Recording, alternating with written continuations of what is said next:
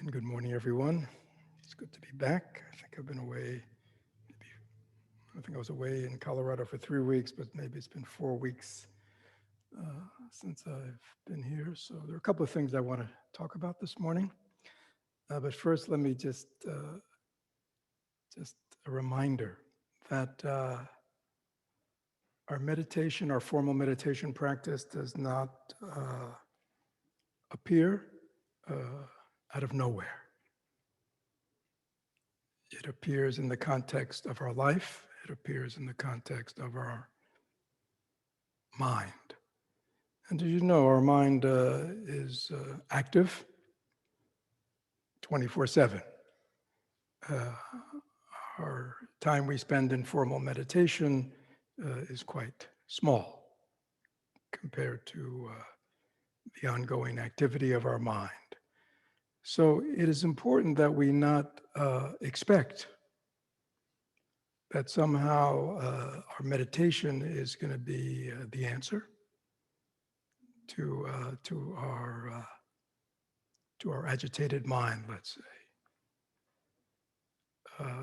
It can apply the brakes, for 30 minutes or 45 minutes or an hour or however long we meditate. But the basic speed of our mind is what we're creating throughout the day. So that is why it is so important that we realize that if I don't begin to bring some of the aspects of meditative practice, a more, a more relaxed mind, a more open mind, right? A more mindful and focused mind throughout the day, then, when I come to meditation, I'm dealing with, as Thich Nhat Hanh used to say, a car that's traveling 100 miles an hour, 80 miles an hour, when you apply the brakes, don't expect it to stop immediately, right? So, if the car is going 10 miles an hour or 20 miles an hour and we apply the brakes, it will slow down fairly quickly. So I just want to remind us that if we're not attentive to our mind, and if we are not practicing sort of a meditative mind throughout our day, right? Learning not to obsess about things, learning not to always be lost in thought, not learning not always to be keeping the mind stimulated and agitated. If we're not taking breaks throughout the day to rest the mind, if we're not having experiences that are non-cerebral, right? Brushing our teeth, cooking, eating, working in the garden, going for walks, you know what I'm saying? Listening to music, right?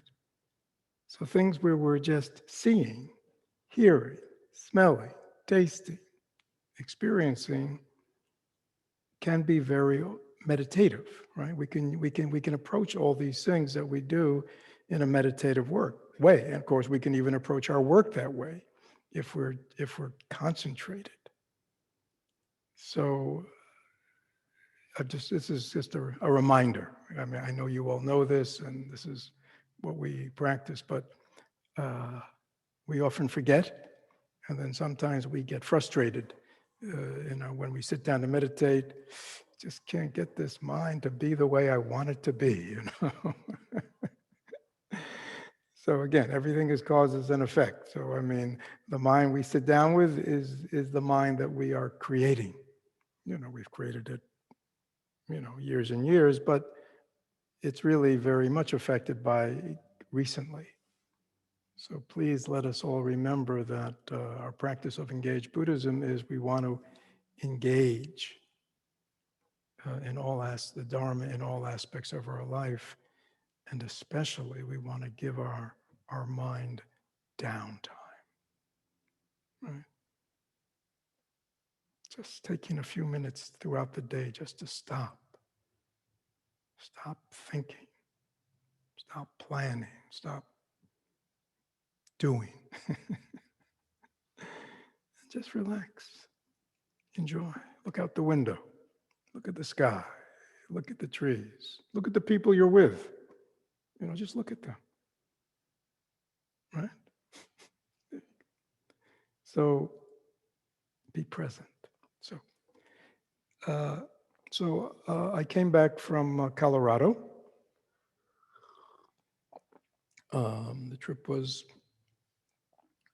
primarily family, but also had time for a retreat in a cabin up in near Estes Park, in the Rockies. So it was interesting. So one of the main reasons to go out there is I have a granddaughter who just turned 3, and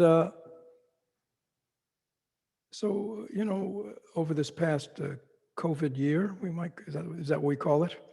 Our COVID year, our COVID 14, 15 months. It's not as if on a weekly basis we didn't all Zoom together. So I was able to kind of stay in touch with her development, and as my son and daughter-in-law used to follow her around, with their phone as she did this and did that and did this, So I've had a virtual relationship with her, right?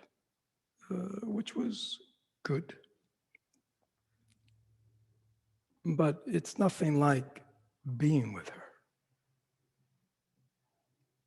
Not even close. And I think we all know that.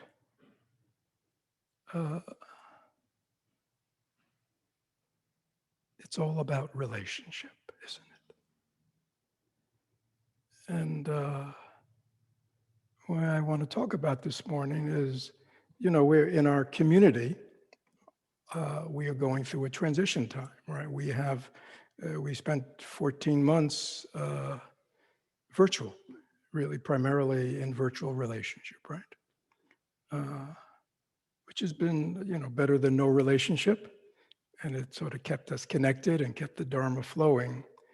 But now, with what's going on, at least in our own country, we are able to be back together as much as we can live.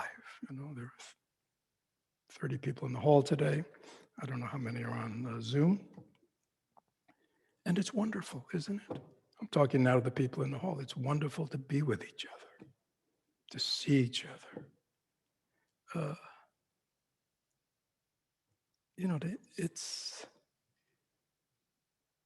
We are not independent creatures.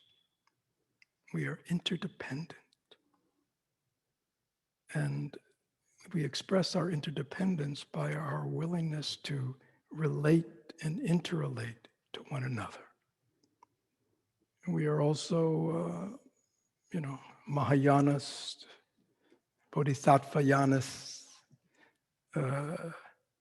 We are people who have made the aspiration that we don't want to be solo practitioners, just developing myself. I want to develop myself in relationship to others. Because it's only in relationship to others that the true practice of non-self, the true practice of interdependence, the true practice of love and caring and patience and generosity, it is only in relationship that these qualities are developed, right? If I lived alone, I don't need to develop any of those qualities, do I? I don't need to develop love or kindness or compassion or generosity or patience because I don't have to deal with anybody, right? So we are, unless we live in caves or unless we are living, as hermits, our practice is interrelationship. And so we are in a process now of, opening the Sangha up again. inviting people to come in who live in the Tampa Bay area, to come, to Sunday Sangha, to come to morning and evening meditations. They're all open now. People can come to them. We just finished, last month, our first retreat here at Great Cloud Refuge. We had 30 people living here together for a week. Right? And so we've really decided that, we want, a significant number of our retreats to be residential. And if we may continue to do some online retreats, but the Dharma goes back to the Buddha. The Buddha transmitted his Dharma directly to his students, right? And for 2,600 years, the Dharma is a living thing that is transmitted from teacher to student, right? From elders to juniors, from friends to friends. It's a living thing, and it's based on relationship. Relationship means I know you and you know me. See, I'm not afraid of you knowing me. And I hope you're not afraid of me knowing you. We want to know each other. And I hope we're not afraid of letting people know us. Online, people don't need to know us, you see, right? It's very interesting because we're just, you see, it's kind of one-dimensional. And I understand, again, there are people who are listening to this talk who are online, and I know they can't be here. But we have to see the limitations of the virtual world. And the limitations of the virtual world also, I think, mean the dangers of living in a virtual world and accepting that as normal.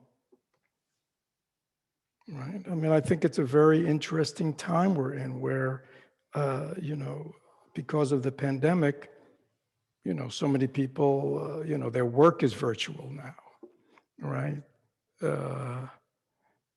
And many of their relations are virtual now. And there is something nice about that. You don't have to brush your teeth, do you? You don't have to wear pants, do you? You see? You can, if you don't want people to see you, you can turn off your video, right? So so for a lot of people, that's really nice. It's very comfortable because I'm in control. Self is in control, right? And it's also, I think, the virtual world is kind of comfortable and easy and can lead, I think, to a kind of laziness because it's easy, isn't it? I don't have to get in my car and drive somewhere. I don't have to take a shower. I don't have to put on clean clothes. I don't have to deal, you see? And there's a part of us that, we like in our society to be comfortable, don't we? We like things to be easy. And there's something about the virtual world that's easy and we're always in control. There's something kind of really nice about turning on your computer and realizing I can go anywhere I want, right? There's a kind of interesting feeling. I notice it. It's like, it's something very comfortable. It's like, I can control this, you see? Most of life we can't control. We can't control other people. We can't control the politics. We can't control the weather. We can't, you know what I'm saying? But I can control, my browsing.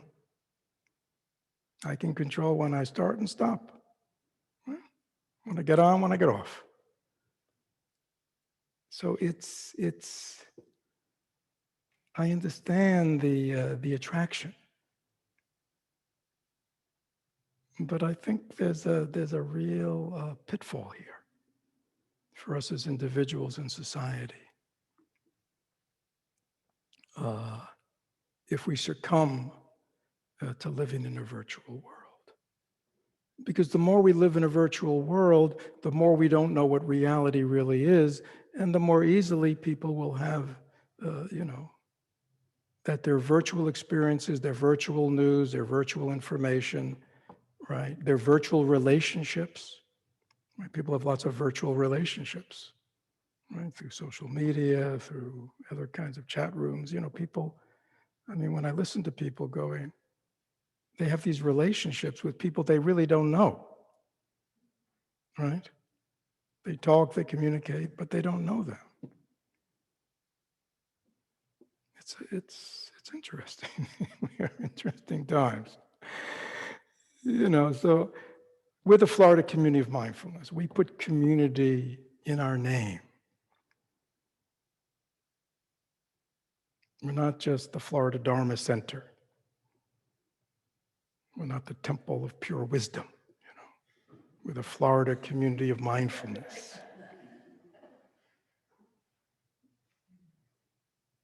Why are we here this morning? I mean, I would imagine there, again, I realize it's a holiday weekend, but, there are probably many more people online than there are here in the hall.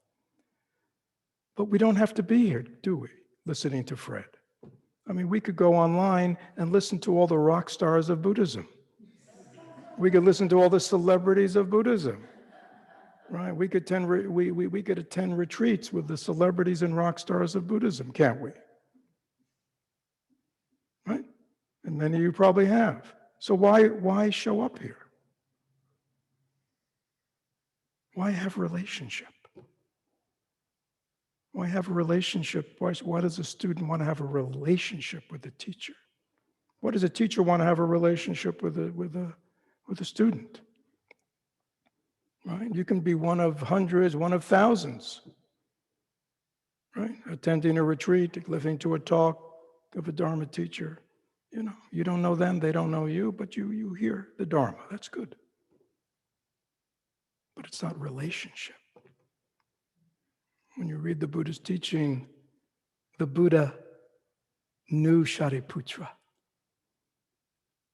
He knew Ananda. They knew each other. They knew him. They lived together. They traveled together. And there's something about that, you see. There's an authenticity about that. Again, the Dharma has always been a transmission, a live, living transmission from teacher to student. And that's, I think becoming, in a certain way, less and less. Because many people now have virtual relationships with their teacher, virtual relations with their Sangha. Now, again, I understand if we live in a place where Sangha is not available, that's certainly good.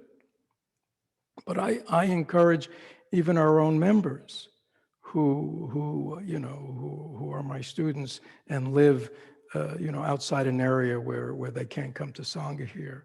I say to them, go join a Sangha wherever you live. You live in Atlanta, you live in, and it does, if the Thich Nhat Hanh Sangha, fine, find another Sangha where people practice together. Be with people.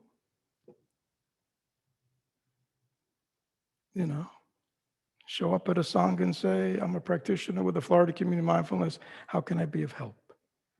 Just be of help and support to them. Support the Dharma wherever you are.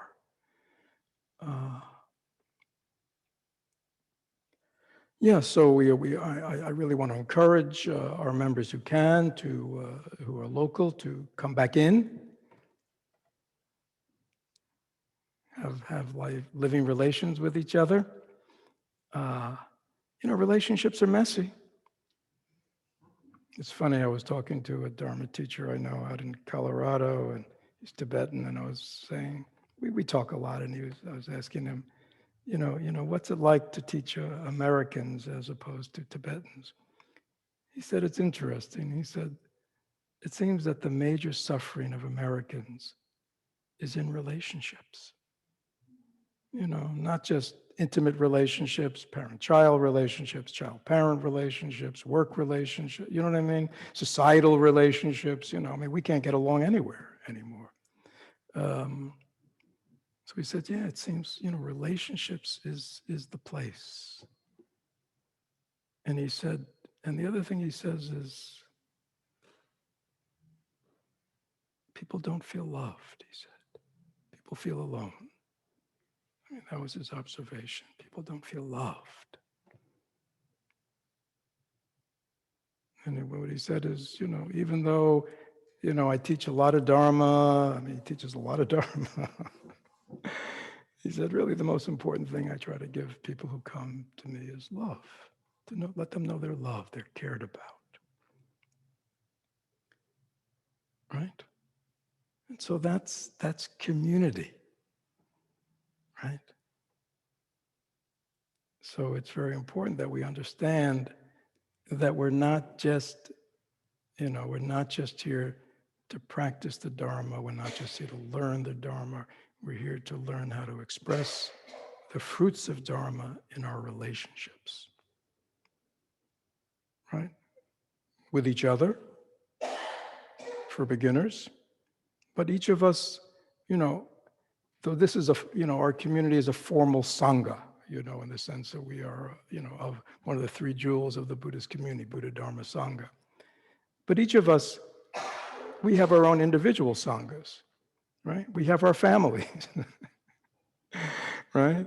We have our circle of friends. We have our circle of colleagues. We have the people, in a certain sense, that's our Sangha too. That's our community too.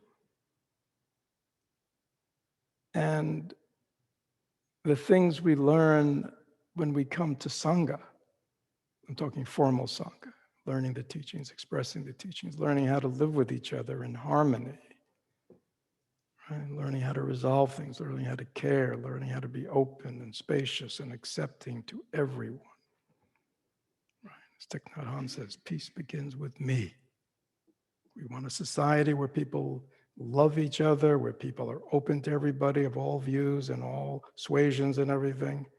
Well, let's become that.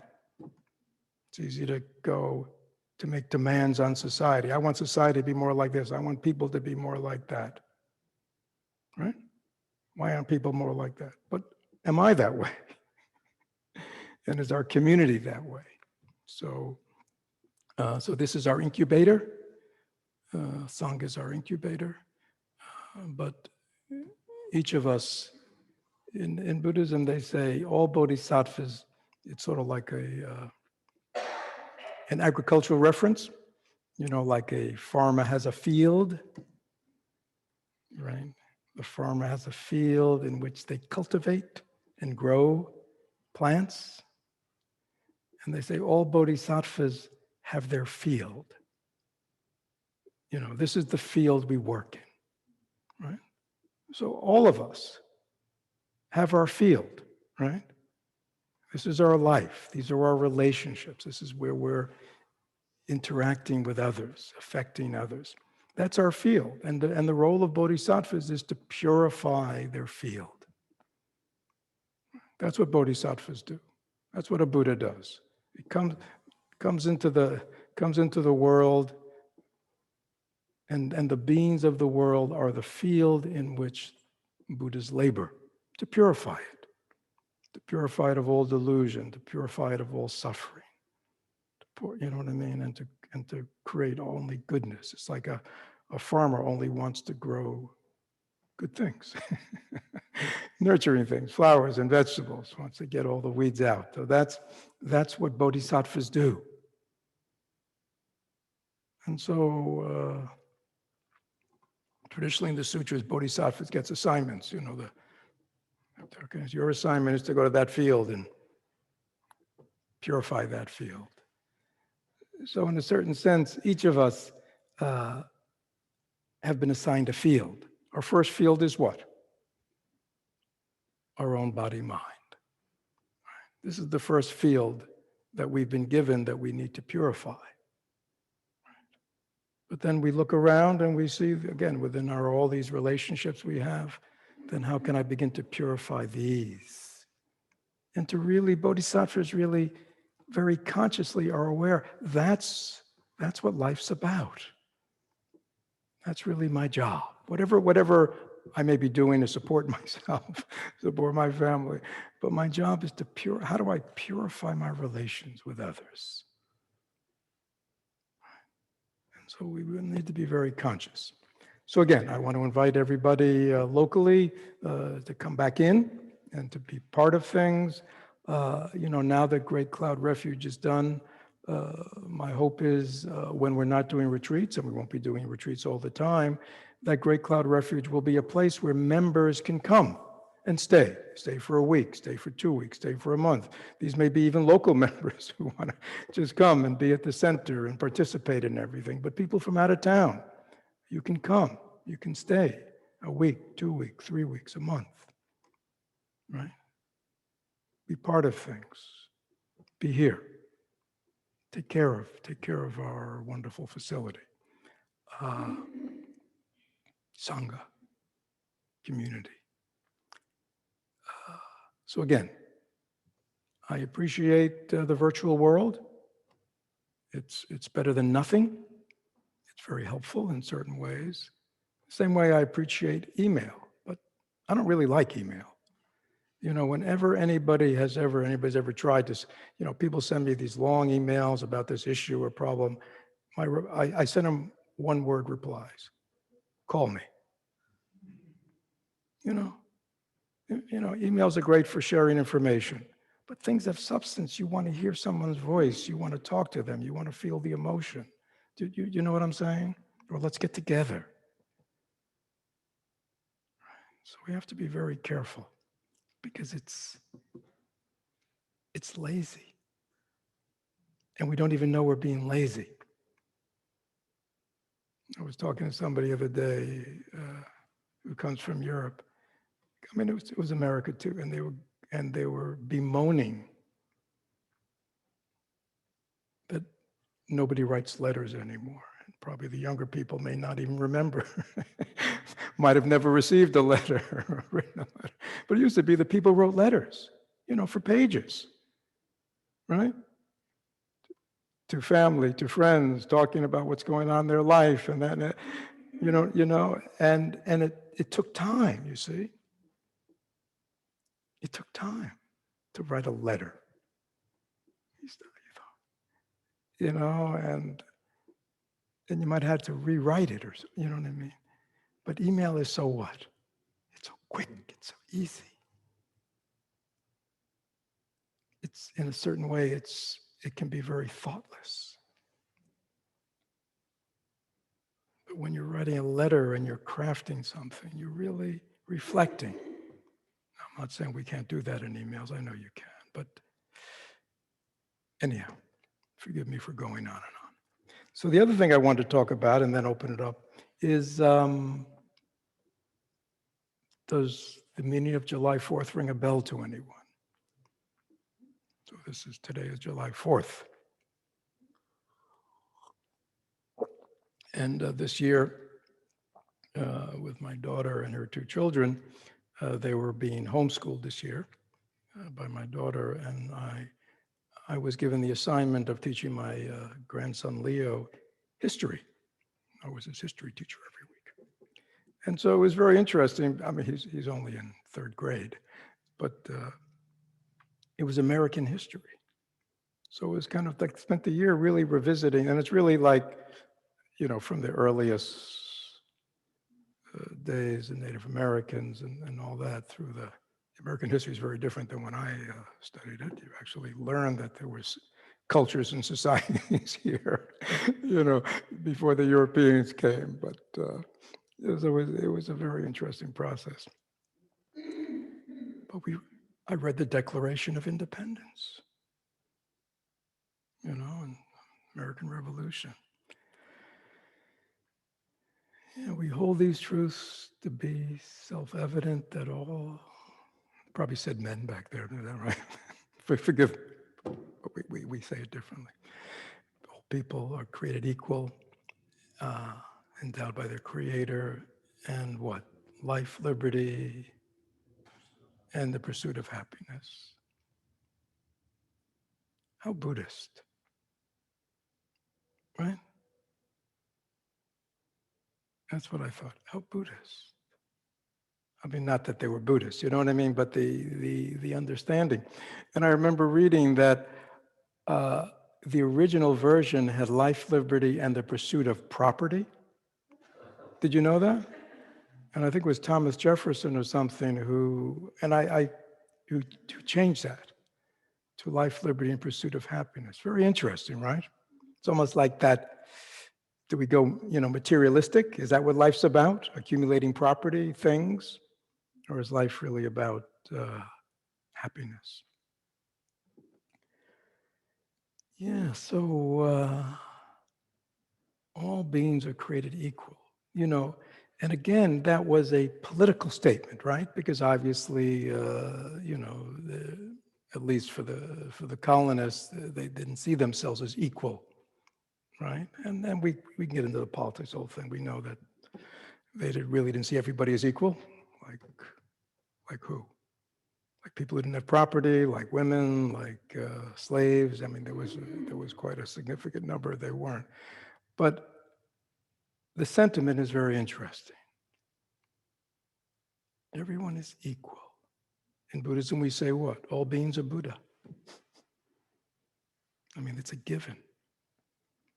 It's not a political statement. It's not about legal rights. It's even deeper than that.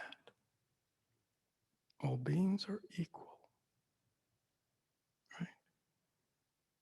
All beings equally have a right to life.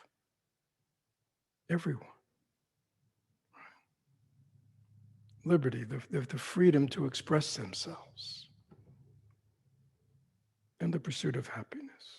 The Dalai Lama said over and over again, what is this is the thing that unites all human beings, right? All human beings, no matter whatever their race, gender, economic class, except sexual orientation, etc. Everybody wants to be happy. It's just natural. And if they're somewhat together, they want their loved ones to be happy. They want their friends to be happy. They like their neighbors to be happy. And conversely, they don't want to suffer. I don't want to suffer. I don't want you to suffer.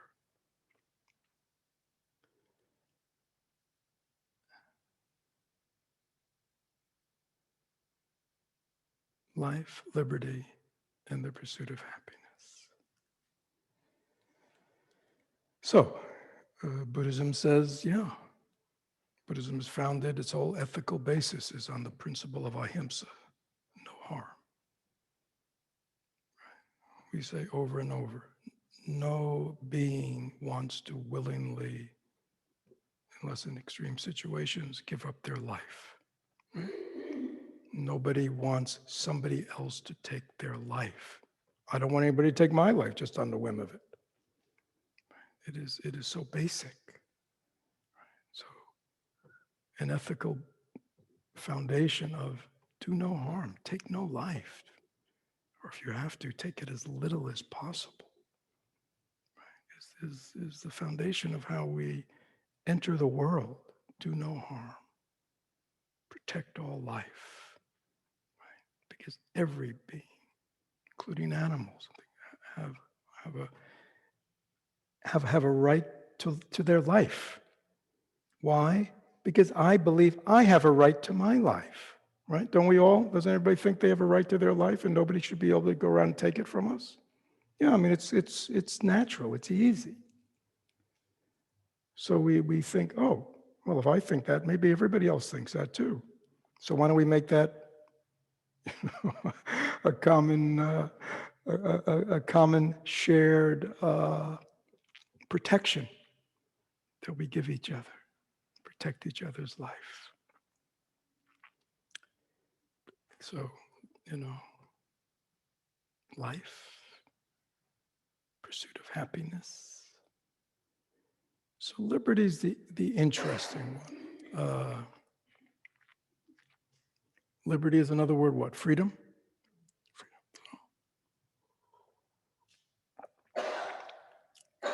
And I believe on July 4th, we celebrate our freedom, don't we? Isn't that, we celebrate, I mean, the whole thing was we declared our independence from, it's interesting that I say we did. I mean, none of us were there then, were we? But this is the kind of collective mind state. We talk this way, right?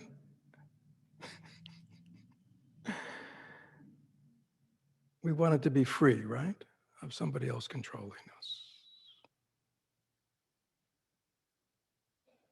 And even to today, we want freedom. We want to be free. And Buddhism has a lot to say about freedom, which is interesting. But it's different than political freedom.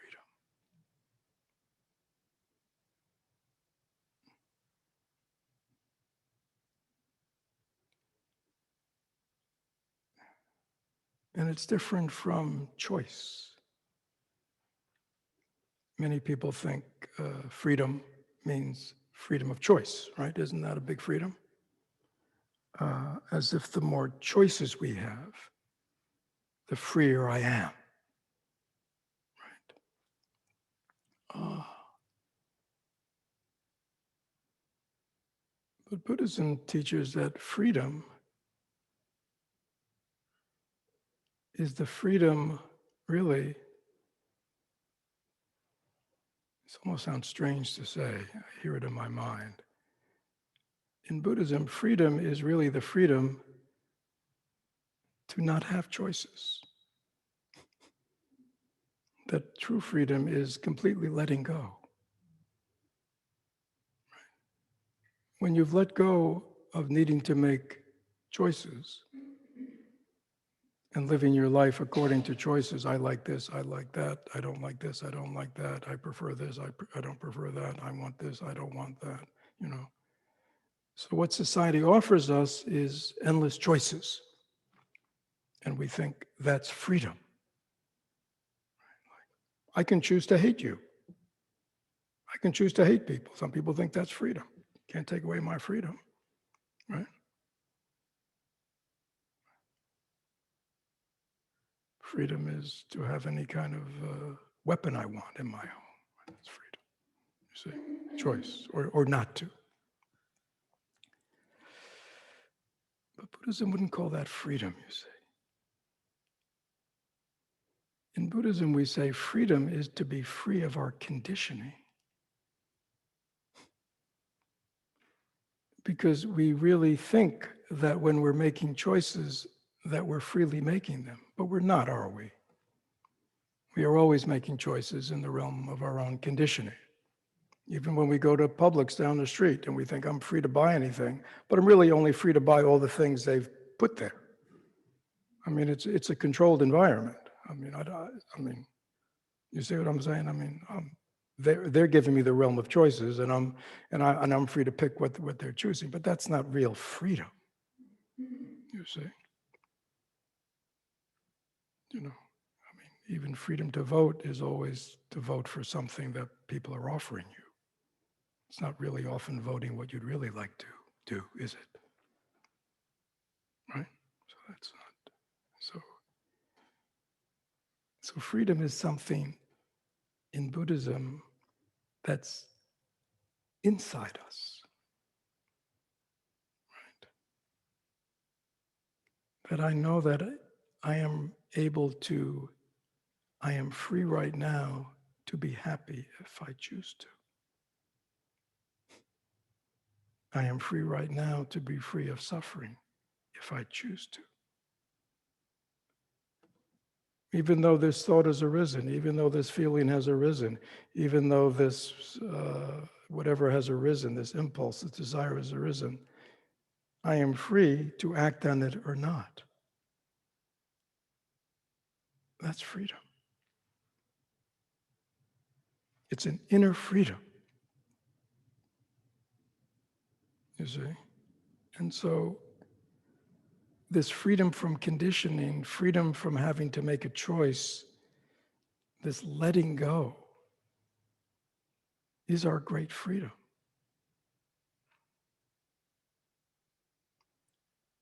Because we know that the more choices we have, are we happier? Right? Remember pursuit of happiness? Life, liberty, and the pursuit of happiness. So you would think that freedom should be a methodology of happiness. But the kind of freedom of consumer freedom, materialist freedom, even political freedom, doesn't seem to make people happier, does it? Which is very interesting. Now, I understand that our ancestors, in that experience of being oppressed by England, thought that they would what? If we could get the king and the English out of here, and we can run our own affairs, then we'll be what? Free to pursue happiness. Well, here we are, how many years later? What? Hundreds of years later? Will we say American society is getting happier and happier? That the political process is a happy process? Right? That the organization of government and society is really about facilitating people's happiness? Anybody think that's what's happening? So why hasn't it happened, you see? Because I think our ancestors missed that inner peace. You see, without that inner freedom, that inner awareness, that inner, a system of values and meaning, it's very difficult to enter the world, the political world, the social world, and create any kind of goodness for any length of time. It can create brief moments of episodic goodness, breakthroughs, but it always seems to resort back to same old, doesn't it? Why is that? It's that inner quality, that inner transformation, that inner freedom that was not understood. No, obviously they were not, people of, well, anyhow, I don't know. I don't really know anything about them. I did see Hamilton, but I'm not sure that's really how things were.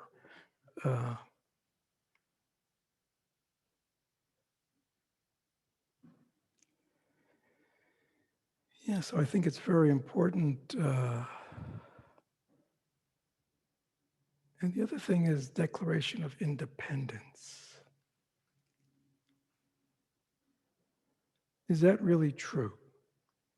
I mean, it is good to kind of have a sense of one's own independence to be somewhat in control of one's own mind and body, and right? That kind of independence or self-reliance is good. Right? It's a good feeling to have that inner confidence. But really, we're all in this together, aren't we? So it's really, again, that's why Thich Nhat Hanh calls it interbeing, interdependence, interconnection. That's the great freedom. See? The great freedom is I can care about you. I can care about your happiness. I can care about the ending of your suffering, because I understand that what appears to be separateness and individuality is just an illusion.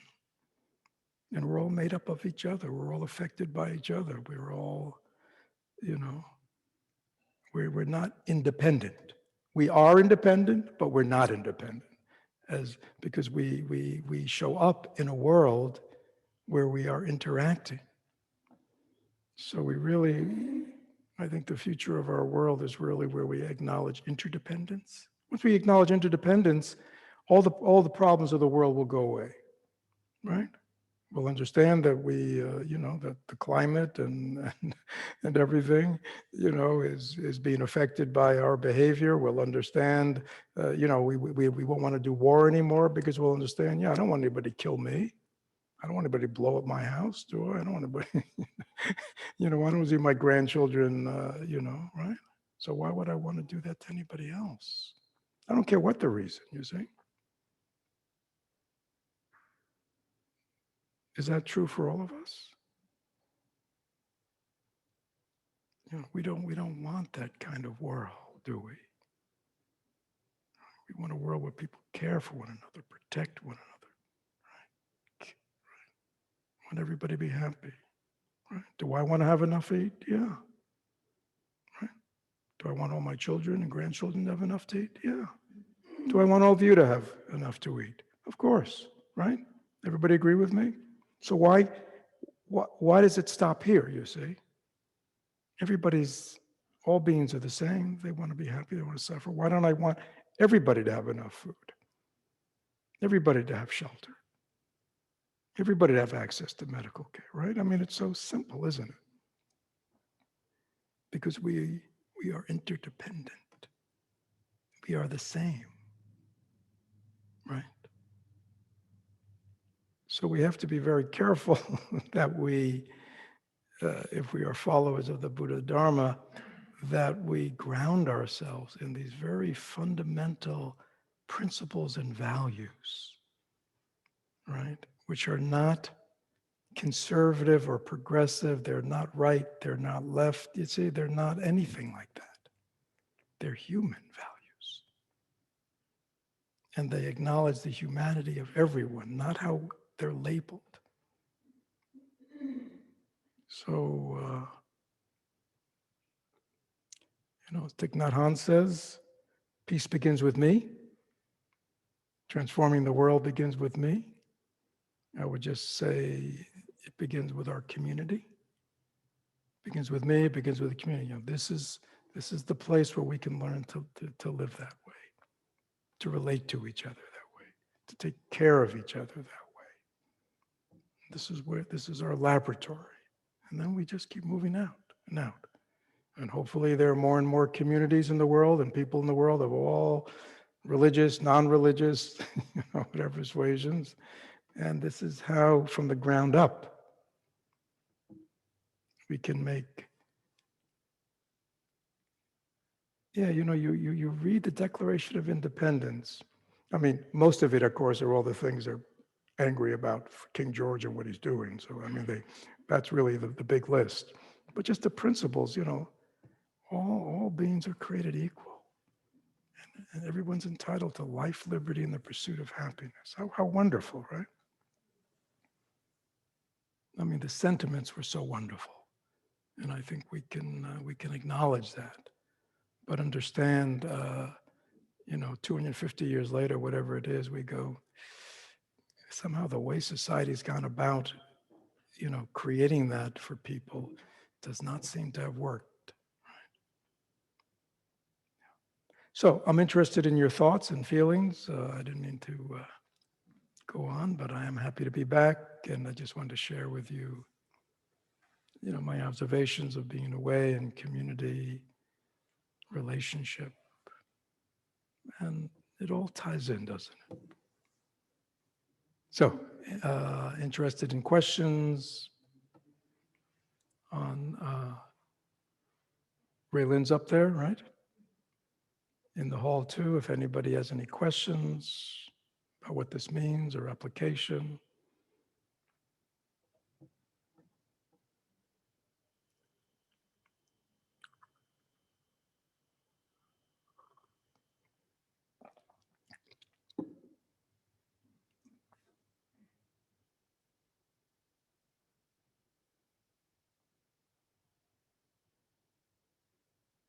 What do you think, Brian?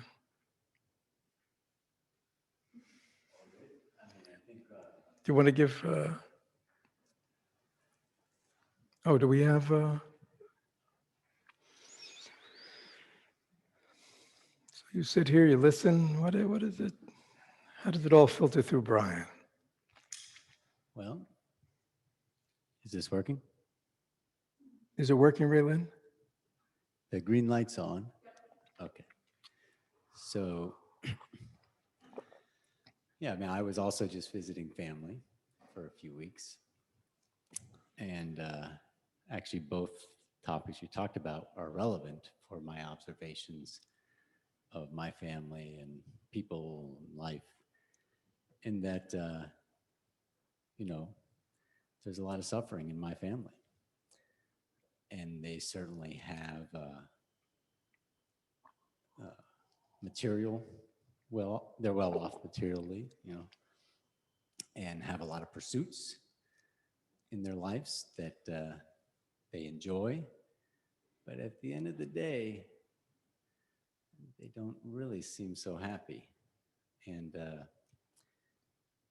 so when I'm there, I try to relate to them, like you're saying, and see what seeds I can water of wholesomeness. And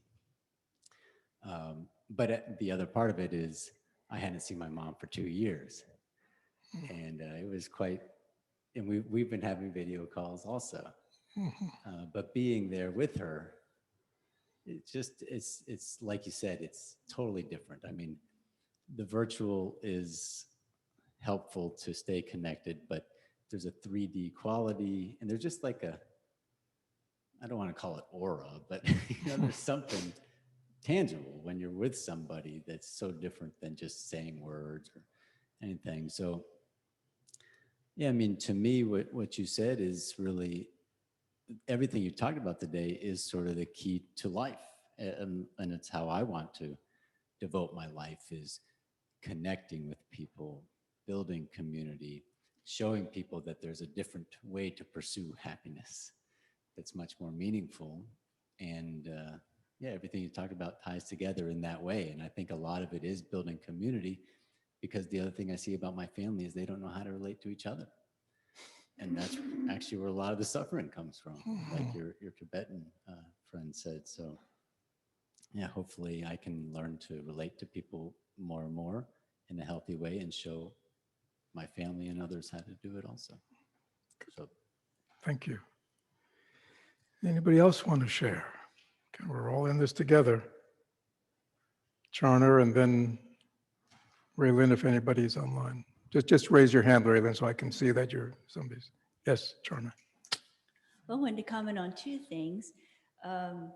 One was writing. Some people, at least it's been my experience, is that they can write better than they can talk in terms of getting a point across. But I do appreciate that long emails are tedious, and I've been trying more to cut those out. but still, some people, and I think there are people like me, that they can get their point across better in writing than speaking. The other thing is that I had the opportunity to speak to a member. I was facilitating a small group for the book we were reflecting on recently. And she said something to me that I thought was very good to hear and to share. And that is that because she's in a Sangha that's not here in Tampa, she's in another Sangha, she has so much enjoyed the opportunities that have been made available through Zoom to get to know the larger Sangha better. And so I thought, how wonderful. She especially mentioned tea after Sangha on Sunday. So just to share that, really, it benefited her very, very much. Yeah, let me just say, I have heard from many members who live out of town, concerned, and so don't worry. We will do our best to develop a hybrid. Understand that for many people out of town, the increase in connectivity, through Zoom and other ways has been very meaningful and helpful to them. So I understand. So we still want to keep those avenues. But I just think there's certain things like coming together to meditate together, going on retreat together, that are, uniquely beneficial to personal interaction, personal transmission. So yeah, so for those who are concerned, it's not going to go away. Don't worry. Yes, Barbara.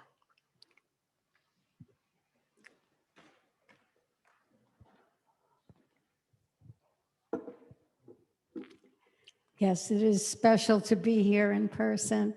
I just wanted to share. I saw a movie last night. I think it was called In the Wild, Sean Penn movie. Was it In the Wild? And a young man searched for happiness and went into the wild, didn't tell his family where he was going. It was very Buddhist because he was by himself, like a meditation, solitary meditation. But he found out at the end that you can't truly be happy unless you share with someone. You're sharing love and happiness. So I thought it was very poignant, and I suggest watching it. It was very moving. Thank you. Thank you, Barbara. Yes, just We Raylene. have a question Uh-huh. about coming to meditation on Sundays. Yes. How can I reflect on whether I am truly being lazy by participating online? My thoughts tell me that life keeps getting in the way of being there, even though I would like to be there. Yeah, thoughts. One of the things I stress over and over, that I stress over and over, that a spiritual life is a conscious life. A spiritual life is a life in which we consciously know what's best for us. This is at our best moments, right? We know what's best for us. We know the right thing. I truly believe that. Everyone has within them a mind that kind of knows that, right? It's deeper than thinking, it's like a knowing. And yet we all have this conditioned mind with all these thoughts and all these trying to figure it out and rationalize, and should I do this or should I do that? That's paralysis. I come to Sangha. Why do I come to Sangha? I come to Sangha to be of benefit, and I come to Sangha to be with people. Right? That's all. I mean, for the 14 months of COVID, when I was coming in many mornings to lead morning meditation, evening meditation, pretty much every Sunday, it would have been much easier to stay home, right? And just stay, be in front of the Zoom thing, be in front of the computer, and right, wouldn't have to shave or put, what I mean? It's like, right? It could have been much easier, couldn't it? But it's good to make an effort, you see. I feel very fortunate that I came into Dharma, in the late 60s, early 70s, where there just was not a lot of Dharma available, and I had to move to the godforsaken place of Rochester, New York, and freeze for 7 years, where the sky would be gray for weeks at end in the wintertime, and then I went to India and, endured all kinds of things and all kinds of discomforts and diseases. It made getting the Dharma, meeting the teachers, precious. I mean, if I wanted to meet Thich Nhat Hanh, I had to go to Paris, right? It's good to make an effort, you see. I think to make an effort for something valuable, to make an effort for a relationship, to make an effort in a relationship. So I think, making an effort and not doing what's comfortable, not doing what I really would like to do, is good. Because what is it that's telling me not to do that? Stay home. It's easier, right? Don't do, you know what I mean? Be comfortable. Yeah, you much more enjoy doing that. You see, that's all the world of self. You see, that's the self-talking. Hey, me. This is more comfortable for me. This is something I'd rather do. And yet we know in basic Buddhism is what? The source of our suffering is our identification as a separate self with all its needs and its wants and its likes and its dislikes. This is what makes us, at the end of the day, not happy. This is why we feel disconnected, alone, right? It's because we live in the world of ourself. It's called self-referential. When I'm making all my decisions in life, where do I make them from? From self-reference. The problem with that is what? One, it doesn't create happiness and well-being. And two, it ignores everybody else in the world. Right? I mean, I've said it over and over again, but the truly happy people in this life are the true people who live for others.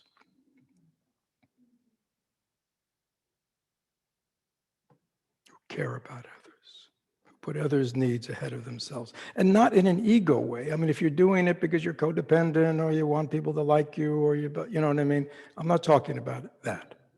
I'm talking about healthy. Healthy. I want people to be happy. Yeah, I mean, why am I only concerned with my own suffering? I mean, the whole world's suffering. People all around me are suffering. And the thing is, if I get out of myself and do what's right and do what's needed, I feel better. I don't feel alone anymore. I don't feel disconnected. It's a very bizarre thing. It is the opposite of what self is telling us. You know what I mean? A lot of times when I work with people, I used to work a lot with people depressed. You know, here they are, they're depressed, right? Which means what? Inwardly, they don't feel good, do they? And what is the voice of depression telling them? Stay home. Stay home. Oh, you don't want to be around other people. You'll bring them all down. Stay home. Oh, don't do that and don't do all these things you used to do. You know, you won't get any. Stay home. Stay home with who? Stay home with me. Depress me. I mean, it's like, I would tell people, don't listen to that voice, right? That voice is only going to keep you home in your depression, and you're only going to get more depressed. So what voice do I listen to? I listen to the voice. I find that voice inside me that knows the right thing to do. Not how I feel, not what I think. It's a knowing. And we all want to find that place of knowing. We all have it. You know? We don't trust it. We don't live from it. We're scared. Right? But we all have that voice, and it is telling us what's best. So, long-winded answer, come to Sangha. Do what's, do what don't, we think too much. Many years ago, I used to have a client, he was a golf pro, and he's the first person ever, and maybe you all know this, he would tell me about his problem in his golf game was, he said, or maybe I can't remember, analysis creates paralysis. Maybe you've heard that. I mean, it was like he'd always be, thinking about, and I remember once asking him, like, what was your best game ever you played? You know what he said? The best game was when I didn't think. That was the best golf game I ever played. I just played, right? And just let intuitively, I didn't think about what I was doing. I didn't analyze it. And we have to stop this analysis, always trying to figure it out. Just do the right thing. Life becomes very simple. Just do, That's what I'm saying, where you surrender. It's a surrendering. People get scared. Surrender?